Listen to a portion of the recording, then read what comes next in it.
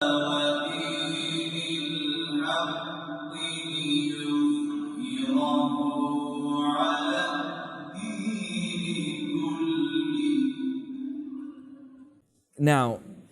when your iman, like as Muslims, when your iman flows through what you do, you're able to take whatever your talents to, if we look at history, you allow your talents to come to a different level because it's in the service of Allah subhanahu wa ta'ala. Okay? And we as individuals, as in a community, we should think about what would now take that away. What could harm us? Okay?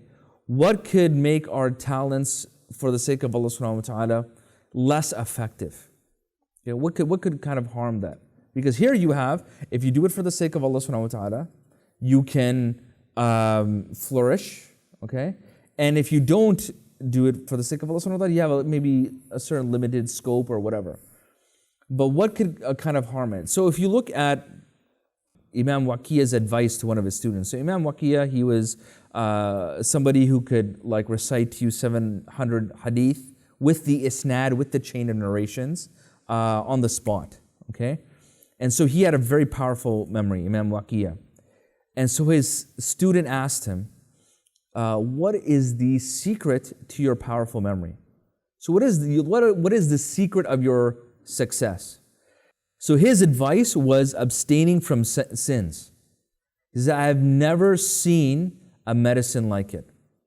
Here was a person, Imam Waqiya, who would pray tahajjud every night.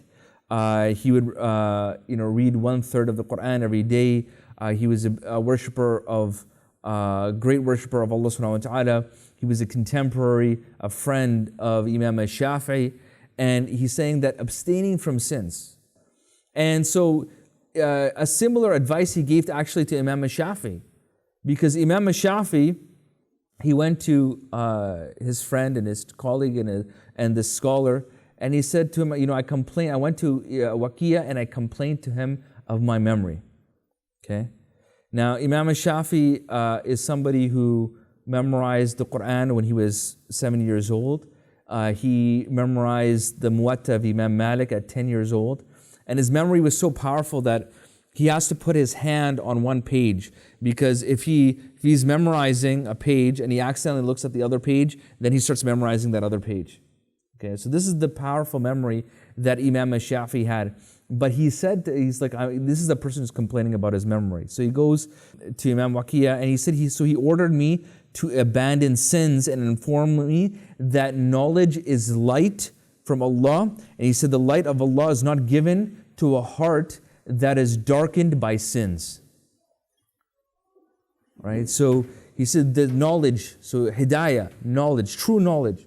This is the light of Allah subhanahu wa ta'ala. And it's not given to that heart that is darkened by sins.